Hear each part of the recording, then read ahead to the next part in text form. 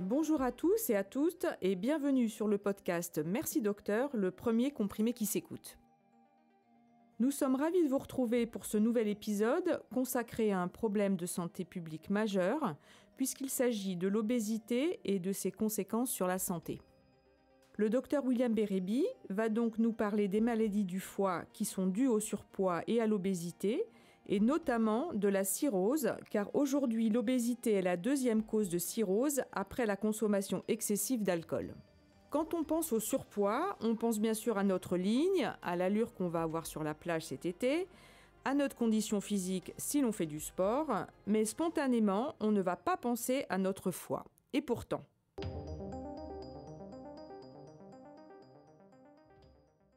Bonjour docteur Bérébi. Bonjour Clara. Alors il y a des termes que l'on entend ou que l'on lit dans les journaux, mais que l'on ne comprend pas toujours. Je veux parler de foie gras humain, de maladie du soda, de stéatose hépatique ou encore de NASH. Pouvez-vous, pour commencer, nous expliquer à quoi correspondent ces termes ? Toutes ces pathologies sont regroupées dans le terme de stéatose hépatique métabolique. Il y a plusieurs degrés en fait. Vous avez tout d'abord la stéatose hépatique, simple, c'est-à-dire que de la graisse, en l'occurrence des triglycérides, vont s'accumuler dans les cellules du foie. Si les choses continuent, il va y avoir ce qu'on appelle une stéatohépatite. Donc hépatite vient de hépatitis en latin, c'est-à-dire inflammation. À ce moment-là, en plus de la graisse, il va y avoir des cellules du foie qui vont être détruites. C'est la fameuse NASH des anglo-saxons, qui veut dire non-alcoolique stéatohépatitis. Si les choses continuent encore, il va y avoir à ce moment-là un développement d'une fibrose hépatique, c'est-à-dire que le foie va devenir un petit peu dur, et progressivement, ça va aboutir au développement d'une cirrhose du foie. Voilà un petit peu les 4 stades que l'on va avoir dans les stéatoses hépatiques métaboliques. Si on prend juste l'exemple de la stéatose, pour situer l'importance du problème, 20 à 30% de la population française a une stéatose hépatique. Donc c'est excessivement fréquent. Il faut dire aussi que lorsqu'on a un problème métabolique lié au surpoids au niveau du foie, il y a une insulinorésistance. Alors normalement, quand on prend du sucre, il va rentrer dans le sang et après rentrer dans les cellules du foie. Mais lorsqu'il y a une insulinorésistance, il ne va plus rentrer dans les cellules, d'ailleurs ni du foie, ni des muscles, ni du tissu adipeux, de la graisse, donc du tissu graisseux. Et donc ce sucre, ce glucose, va rester dans le sang avec une augmentation des taux et un risque de diabète. Et dans quelle situation une maladie graisseuse du foie doit-elle être recherchée ? Il y a plusieurs situations au cours desquelles le praticien doit systématiquement rechercher ce type de maladie. La première, c'est évidemment le surpoids ou l'obésité. Je rappelle ici que c'est très simple pour le savoir. Poids, vous faites poids sur taille au carré. Et si votre IMC est supérieur à 25, vous êtes en surpoids. S'il est supérieur à 30, vous êtes en obésité. À titre personnel, je pèse systématiquement mes patients, parce que justement, ça me permet de dépister dans la population ce type de problème, de surpoids ou d'obésité. Et donc, du coup, je vais savoir à qui proposer des dosages sanguins pour voir s'ils développent une maladie du foie liée à leur surpoids ou à leur obésité. Donc, je pense que c'est extrêmement important pour un médecin de systématiquement peser tous ses patients. Bien sûr, il faut tenir compte de la musculature. Parce que si vous avez un patient qui est sportif et qui a donc un volume musculaire important, son IMC va être un petit peu au-dessus de la normale. Et ça ne veut pas dire nécessairement qu'il est en surpoids. Donc voilà, il faut pondérer ça avec un petit peu l'aspect général de la personne. Deuxième situation où on doit évoquer ces maladies, c'est le syndrome métabolique. Le syndrome métabolique, c'est une pathologie, une entité très précise qui est définie par la présence de 3 des facteurs que je vais vous énumérer. Tout d'abord, une obésité centrale. Alors, qu'est-ce que ça veut dire, une obésité centrale ? Ça veut dire qu'on va tout simplement mesurer son tour de taille. Et chez un sujet européen, si l'on a plus de 94 cm, si l'on est un homme, ou 80 cm si l'on est une femme, eh bien, ça va définir l'obésité centrale. Deuxième facteur, l'élévation des triglycérides. Troisième facteur, un taux de HDL cholestérol bas. Donc le HDL cholestérol, c'est, je vous le rappelle, le bon cholestérol. Et s'il est en dessous de 0,4 g par litre chez l'homme ou de 0,5 g par litre chez la femme, eh ben, il est trop bas et c'est un facteur de ce fameux syndrome métabolique. Le quatrième critère, c'est l'élévation de la pression artérielle, donc ce qu'on appelle vulgairement la tension artérielle. Si la systolique, c'est-à-dire le premier chiffre que vous avez en prenant votre tension avec votre appareil que vous avez peut-être vous-même chez vous. Si vous avez plus de 130, donc 13, et si vous avez plus de 85 en diastolique, donc le deuxième chiffre que vous aurez lors de la prise de votre tension artérielle, et bien à ce moment-là, ça veut dire que vous avez un des critères du syndrome métabolique. Et puis enfin, cinquième critère, une glycémie supérieure ou égale à 1 gramme, ou bien évidemment un diabète. Voilà les 5 critères. Et s'il y en a 3 dans ces 5, eh ben, le patient fait partie et a un syndrome métabolique. Et dans votre pratique, quels sont les examens qui vous permettent de faire le diagnostic? En pratique, il est facile de faire le diagnostic de stéatose et même de stéatohépatite non alcoolique. Puisque une fois que vous avez sélectionné les patients qui sont en surpoids ou en obésité, on va demander une prise de sang. On va mesurer donc dans le sang les transaminases, qui sont des enzymes hépatiques, et on va mesurer également phosphatase alcaline et gamma-GT. Si c'est élevé, c'est en faveur d'une stéatohépatite. Et puis, autre examen simple, l'échographie du foie. Donc on va passer la sonde d'échographie. Et si le foie apparaît plus clair que la normale, eh bien à ce moment-là, ça définit la stéatose du foie. Voilà 2 examens simples, donc prise de sang, échographie, qui vont permettre dans la très grande majorité des cas de faire le diagnostic. Alors j'y associe en pratique, moi, systématiquement un dosage du fer sérique et de la ferritinémie, parce que dans le cadre du phénomène d'insulinorésistance dont j'ai parlé tout à l'heure, la ferritinémie est élevée, et donc c'est un critère qui est intéressant à doser également. Quand on a des éléments en faveur d'une stéatose ou d'une stéatohépatite, notamment donc une élévation des enzymes hépatiques, il faut quand même garder un peu de réserve. Je m'explique. Il faut systématiquement rechercher un facteur de comorbidité, c'est-à-dire on va chercher quand même une consommation d'alcool qui peut des fois, et même souvent, être minimisée par le patient. On va vérifier par la prise de sang qu'il n'y a pas d'hépatite virale, B ou C. On va vérifier également qu'il n'y a pas une maladie de surcharge en fer, qui peut parfois être génétique.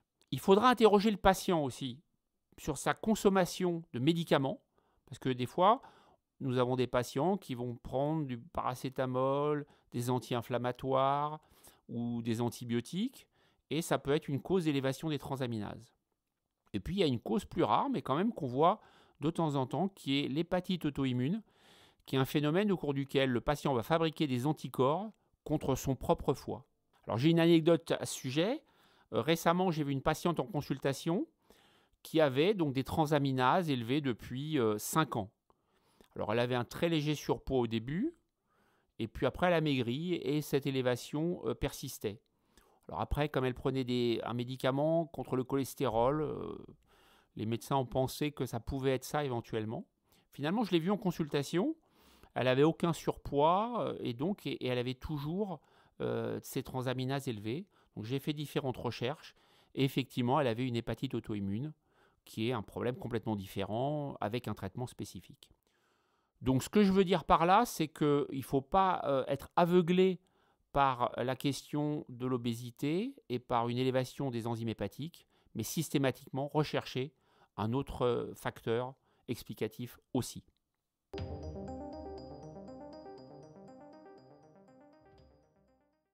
En dehors du contexte de surpoids et d'obésité, est-ce que ces pathologies peuvent avoir d'autres origines? Oui, tout à fait. Vous avez des situations où il peut y avoir une stéatose, c'est-à-dire une surcharge en graisse du foie. Alors il y a les prises de certains médicaments, ça peut être les corticoïdes, beaucoup prescrits par les rhumatologues pour les douleurs ou pour des problèmes articulaires. Vous avez certains produits consommés par la femme, les œstrogènes à titre de contraception. Il y a le tamoxifène aussi, qui est un médicament utilisé contre le cancer du sein. Et puis il y a les antiprotéases, qui sont des médicaments utilisés contre le VIH. Puis vous avez des maladies au cours desquelles vous pouvez avoir une stéatose. Alors dans ces maladies, il y a le fameux SIBO dont on a parlé lors de l'émission précédente. Cette pullulation bactérienne de l'intestin grêle peut occasionner une stéatose hépatique. Il y a également une maladie assez rare, la maladie de Wilson, qui est une maladie au cours de laquelle il y a trop de cuivre dans le sang. Et puis également en cas de dénutrition, si le patient est très dénutri, on peut observer le même phénomène. Et enfin, dans les grandes causes, il y a les problèmes de thyroïde. En cas d'insuffisance thyroïdienne, donc ce qu'on appelle l'hypothyroïdie, à ce moment-là, il peut y avoir aussi trop de graisse dans le foie. L'obésité est donc la première cause de surcharge en graisse du foie et de NASH. Pouvez-vous nous rappeler quelles sont les principales pathologies qui sont liées à l'obésité ? Alors elles sont nombreuses, bien évidemment. Il y a tout d'abord les maladies cardiovasculaires, notamment l'hypertension artérielle, les problèmes coronaires, donc qui peuvent aller jusqu'à l'infarctus du myocarde, que tout le monde connaît, les cancers digestifs, mais aussi d'autres cancers. Chez la femme, le sein est favorisé par l'obésité, et le cancer de la prostate chez l'homme. Le cancer du foie est également provoqué par l'obésité, en tout cas en partie. Il y a également un autre phénomène qui est le syndrome d'apnée du sommeil. C'est des personnes qui ont des désaturations en oxygène la nuit. C'est fréquemment lié à l'obésité. Et puis enfin, ce n'est pas négligeable, il y a tout l'impact psychologique de l'obésité.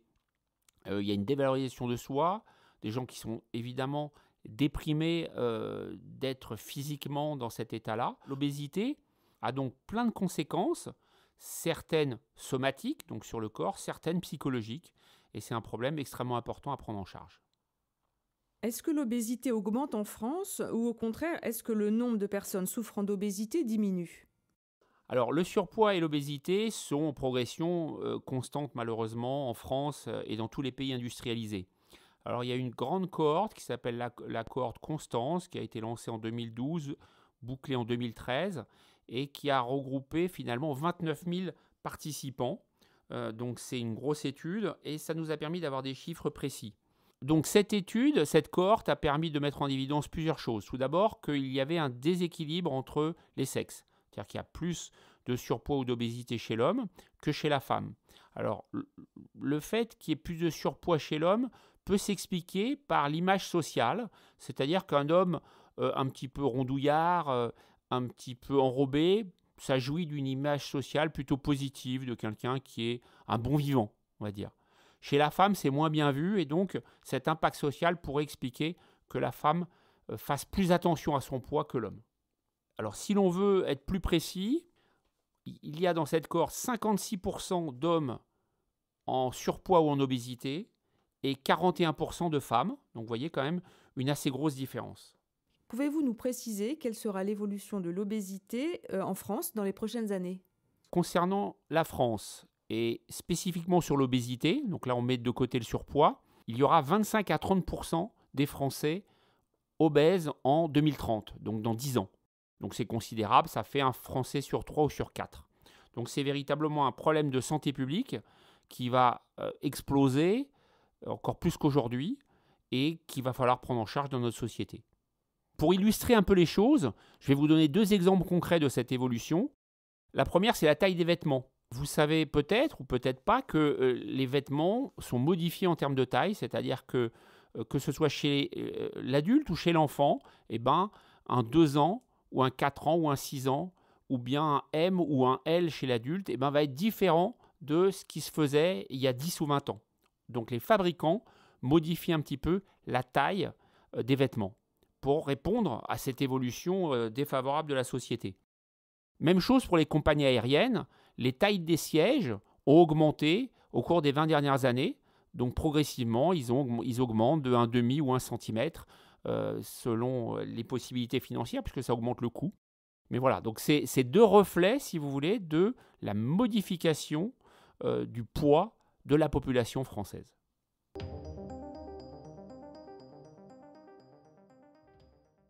Pour quelles raisons l'obésité progresse-t-elle dans les pays industrialisés ?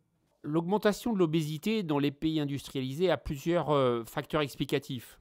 Il y a bien évidemment le fait qu'on trouve de nombreux aliments riches en calories, notamment les aliments ultra transformés, hypercaloriques, que vous allez trouver facilement dans n'importe quel commerce ou dans n'importe quel supermarché.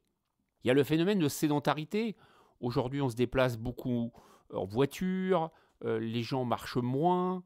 Donc globalement, évidemment, ça favorise le surpoids puisque vous avez une dépense énergétique qui va diminuer. Troisième phénomène en diminution, le nombre de personnes qui marchent dans la rue pour se déplacer ou pour aller au travail. De par le développement de la voiture, des deux roues, et puis maintenant, phénomène récent, la trottinette, n'importe qui voulant se déplacer, même d'une centaine de mètres, va se débrouiller pour prendre un véhicule, quel qu'il soit. Donc évidemment, ça diminue la dépense énergétique et donc augmente le taux de surpoids et d'obésité. Et puis, si on remonte plus loin en arrière, la durée des activités ménagères, puisqu'il y a quelques dizaines d'années, le ménage était fait manuellement. Et aujourd'hui, on a tout ce qu'il faut, aspirateur, etc. Donc globalement, là aussi, moins de dépenses énergétiques, donc plus de poids. Pouvez-vous nous dire combien coûte l'obésité au système de santé français ? Alors tout d'abord, l'obésité va nous coûter cher en nombre de décès. L'obésité est responsable de plusieurs dizaines de milliers de cas de cancer et probablement va dépasser le tabagisme d'ici 2030 en nombre de décès. On estime également que l'obésité réduit l'espérance de vie de 9 années. Donc c'est absolument considérable. Alors si on revient à votre question, en termes purement comptables, le coût de l'obésité en France est de 50 milliards d'euros.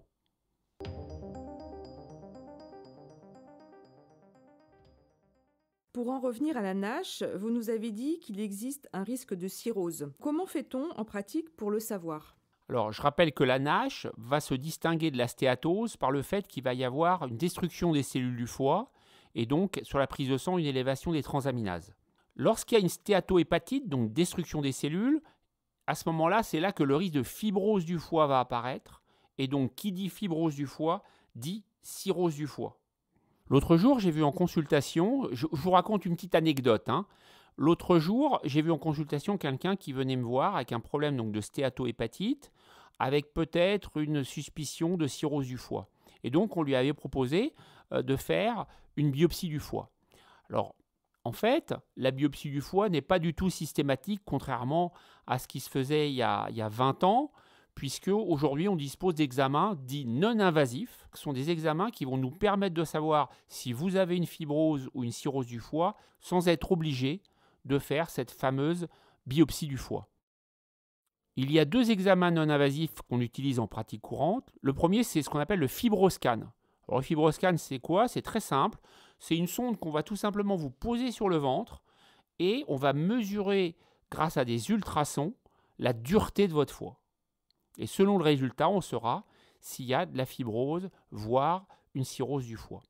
On combine à ça systématiquement une prise de sang avec un test donc sanguin non invasif.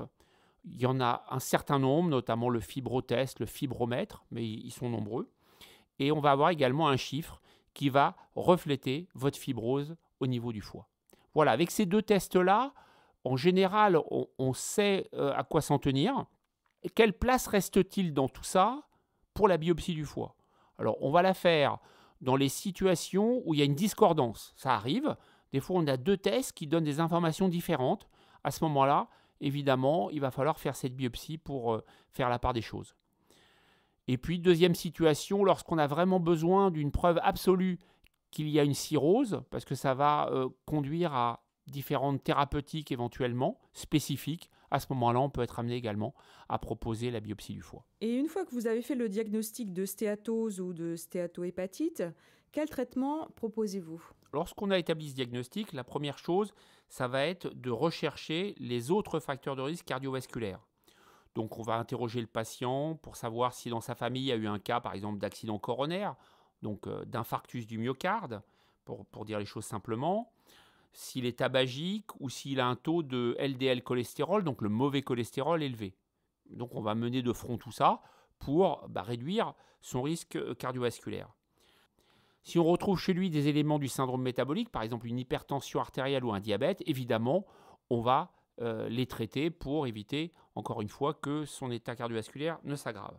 Alors, le traitement de la maladie graisseuse proprement dite, les axes, ça va être d'abord et avant tout les mesures non médicamenteuses. Alors, on a un objectif, ça va être que le patient perde du poids, mais d'une façon durable et progressive. Au départ, 7 à 10% du poids corporel initial. On se donne comme moyen et comme objectif surtout de perdre 500 grammes à 1 kg par semaine. Et ce progressivement, encore une fois, parce que sinon il va y avoir un phénomène de compensation et on va perdre tout le bénéfice de ce qui a été tenté. Il faudra y associer toujours un accompagnement psychologique parce que le patient qui est en obésité, c'est qu'il a aussi un petit peu des problèmes plus ou moins importants psychologiques, en tout cas qui peuvent être secondaires à sa prise de poids. Et donc, il peut y avoir aussi, vous savez, cette fameuse compulsion alimentaire. On voit ça fréquemment, des patients qui, parce qu'ils sont anxieux, vont manger brutalement beaucoup.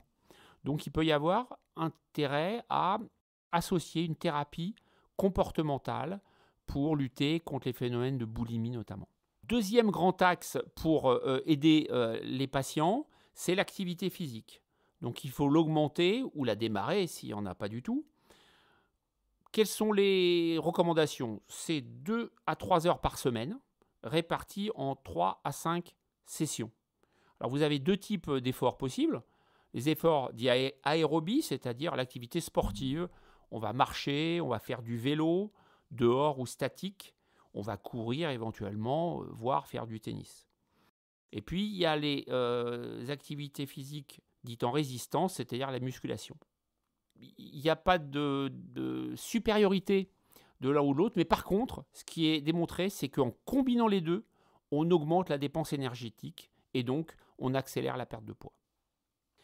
Alors, il y a un point à souligner qui est extrêmement intéressant, c'est que même si le patient ne perd pas du poids, n'arrive pas à perdre du poids, le fait de bouger, d'avoir une activité physique, va réduire sa stéatose. Donc dans tous les cas, ne vous découragez pas parce que le fait de faire de l'exercice va de toute façon être bénéfique pour votre foie. Alors parfois, des patientes me disent, voilà, je ne peux pas, docteur, je ne peux pas faire d'exercice physique parce que j'ai un problème de genou, des problèmes de bassin, etc., ou de dos. Donc, dans ce cas-là, qu'est-ce qu'il faut faire? Il faut lutter contre la sédentarité, c'est-à-dire le fameux syndrome du canapé. Donc, pas passer sa journée dans le fauteuil ou allongé, marcher pour faire ses courses. Il y a ce chiffre, vous savez, de 7000 à 8000 pas par jour. Donc, les atteindre, c'est bien si vous n'avez pas la possibilité de faire du sport. Troisième grand axe pour perdre du poids, c'est évidemment l'alcool. Donc, l'alcool, première remarque, si vous avez une fibrose du foie et a fortiori une cirrhose, là, c'est abstention et abstinence complète. C'est-à-dire que c'est 0 g d'alcool. Vous n'avez pas le droit même de boire un verre. Si en revanche, il n'y a pas de fibrose, on peut tolérer 1 verre d'alcool par jour chez la femme et 2 verres d'alcool chez l'homme. Pas plus.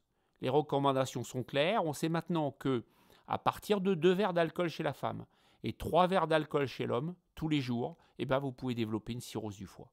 Quatrième axe, consommer suffisamment de fibres. Donc les recommandations, c'est 25 g de fibres par jour que vous allez trouver dans les céréales, les légumes. Donc je rappelle qu'il faut consommer 300 g de légumes par jour. C'est intéressant dans le cadre des maladies du foie liées à l'obésité, mais aussi dans le cadre, je vous le rappelle, de la prévention du cancer du côlon. Idem pour les fruits. Il est recommandé 300 g de fruits par jour. Et enfin, notre 5e axe alimentaire, ça va être une composition adaptée des nutriments.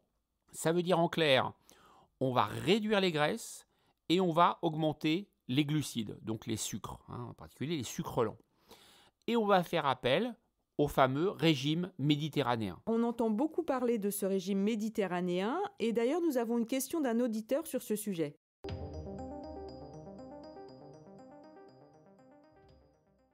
Bonjour docteur, j'ai fait une échographie récemment et on m'a trouvé de la graisse dans le foie. Donc je suis allé voir mon médecin traitant et il m'a dit qu'il fallait que je fasse un régime méditerranéen. Donc est-ce que vous pouvez m'expliquer ce que c'est? Merci beaucoup. Le régime méditerranéen, c'est un grand classique, effectivement. On sait que ce régime va diminuer les maladies cardiovasculaires, mais aussi améliorer sensiblement les maladies du foie.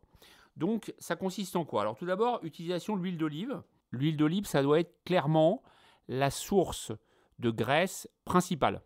L'huile d'olive est riche en vitamine E, en polyphénol et va avoir un effet modéré, mais quand même qui existe, sur la réduction du taux de LDL cholestérol, c'est-à-dire le mauvais cholestérol.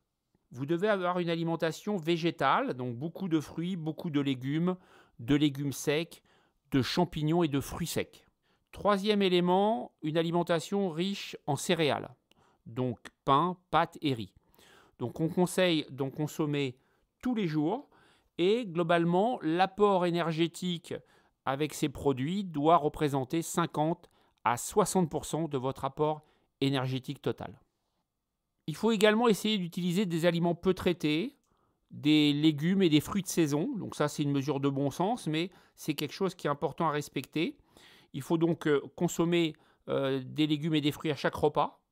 Et il faut varier les couleurs parce que les antioxydants qui sont apportés, selon les fruits et les légumes de différentes couleurs, seraient plus variés et donc aura un effet préventif plus intéressant. On utilisera également dans ce régime des produits laitiers, donc lait, yaourt, fromage. Ça va nous apporter donc des minéraux, ça va nous apporter donc du calcium, du phosphore, également un certain nombre de vitamines. Je vous rappelle également que les produits laitiers doivent être consommés à raison d'au moins 2 produits par jour, puisque ça a un effet préventif sur le cancer du côlon. On en a parlé lors d'un épisode précédent du podcast. La viande rouge. Alors, la viande rouge, grand sujet de débat sociétal.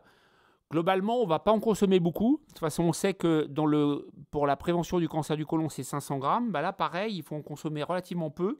On va préférer des viandes blanches. Mais globalement, les viandes grasses doivent être peu consommées.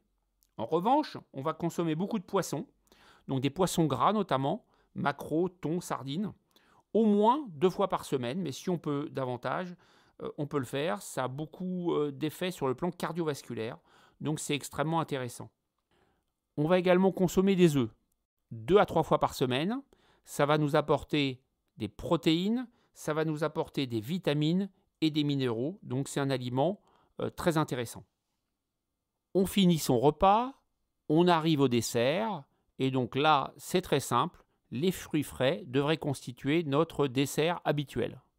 Et on évitera les pâtisseries.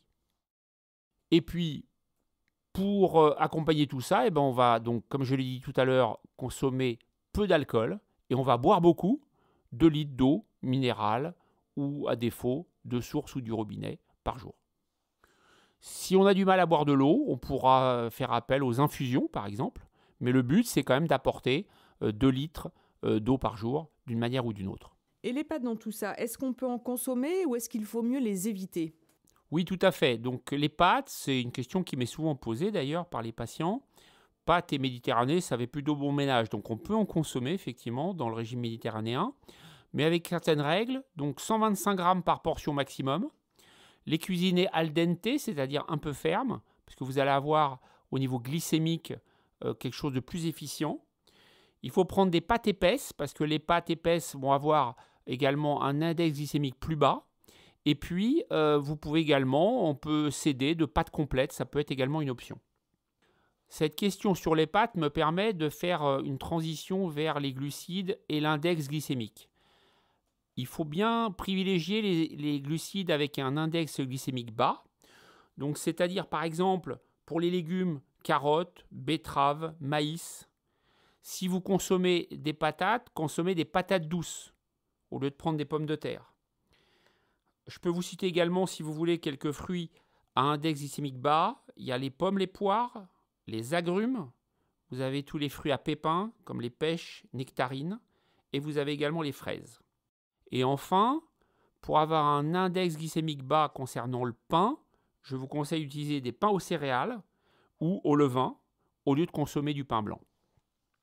2 dernières précisions concernant les mesures diététiques utiles pour lutter contre cette surcharge graisseuse du foie.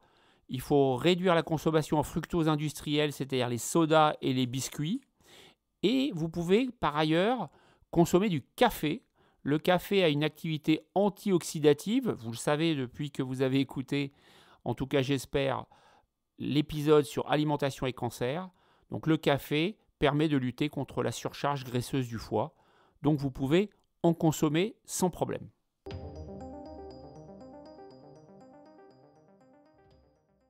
Vous nous avez dressé un tableau très complet des mesures diététiques utiles. Y a-t-il des médicaments efficaces pour traiter la stéatohépatite liée à cette problématique ? Alors, aucun médicament n'a actuellement l'autorisation de mise sur le marché, donc validé, on va dire en quelque sorte, pour dire les choses simplement, dans ce problème.